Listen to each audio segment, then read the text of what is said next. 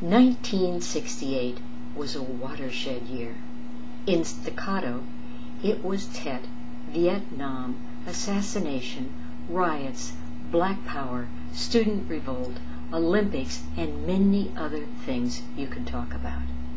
As for me, at the beginning of the calendar year 1968, I was in the last semester of a 2-year program at Indiana University, master's degree. By late winter, early spring, the litany that we were talking about was the Tet Offensive, Walter Cronkite questioning the war, Clean for Jean, and the upset of the New Hampshire primary, which got Johnson to announce he was not seeking re-election. I was trying to get my first professional job. Thus, on April 4th, I was in Chicago at a professional convention. We got the news of Martin Luther King's assassination, and within hours we could see fires out the window of our hotel. The next day we went to Detroit to another professional convention. The city was locked down tight by the National Guard. It was darn scary and eerie, and I knew I was living through history. But amongst all of that, I still talked with the various people who were there, and I tried to get job interviews. I got several offers to go to campuses to interview, and one of those was at the University of Portland, and I flew for the very first time out to Portland for an interview. They wanted a dorm resident director. I didn't want to do that. And I talked them into a position, and we created one which we called Program Coordinator. I think I wanted to be somewhat like Dustin Hoffman in the movie of the year, The Graduate. People wanted him to go into the establishment, and he wanted to do something a little bit different. So did I. Summer 1968, on June 8th, saw me driving my very first car, which it was, to me, a new to me, a 1965 Chevy Supersport. It was a cute little thing, but I wasn't having a good day because I was listening to the funeral for Robert Kennedy. The country was devastated. I was devastated. I got to Bloomington, Indiana, and I didn't attend my graduation services. It just didn't seem like the thing to do. So I started my summer job, which was working for Indiana University professors, but on my desk I had a petition to sign for gun control. The summer litany sounds something like this. There was the Out of Control Convention in Chicago. There was the Miss America convention with women activists, and much later there was the Mexico Olympics with the Black Power salute. Also in there was the Pope weighing against birth control and the pill.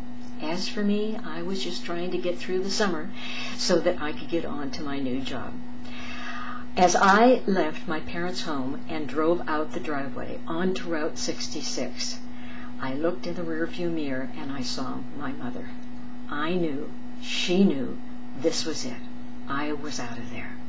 I, like thousands and thousands of people across the country, were making all kinds of changes in their life. As for me, I was on to the Oregon Trail. So, by fall 1968, I turned 24, and I became program coordinator at the University of Portland, a Catholic institution which was founded by the Congregation of the Holy Cross. The students, by and large, had all gone to Catholic institutions from grade 1 through grade 12, and now they were continuing that with a Catholic college education. They were much different than the students that I had just left at a Big Ten university. I got to live on campus with 40 other priests, which was something in and of itself. I got to know them as people, with all their faults as well as their virtues. The fall litany sounded something like this.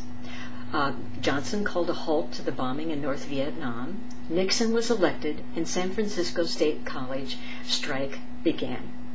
I tried to start programs at the University of Portland where students would think about things other than perhaps what they had in the world that they had grown up in. I also marched in grocery stores with my new priest friends to boycott table grapes for Cesar Chavez and the United Farm Workers. I also took a class, which was free to do if you were a staff member, in race relations. There, I got to read Soul on Ice and also to study the Kerner Commission report, where it said we were two nations, black and white, separate and unequal.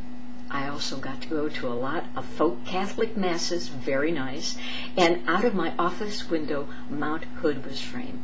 Portland was beautiful, and I loved it. And for Christmas 1968, I went back to Illinois to be with my parents and larger nuclear family. And at the same time, the Apollo moon mission was orbiting the moon, and they were reading from the Old Testament. The troop levels in Vietnam in 1968 were the largest they ever got. So that's some bits and pieces that I can remember from 1968. A watershed year not only here, but many, many places around the world.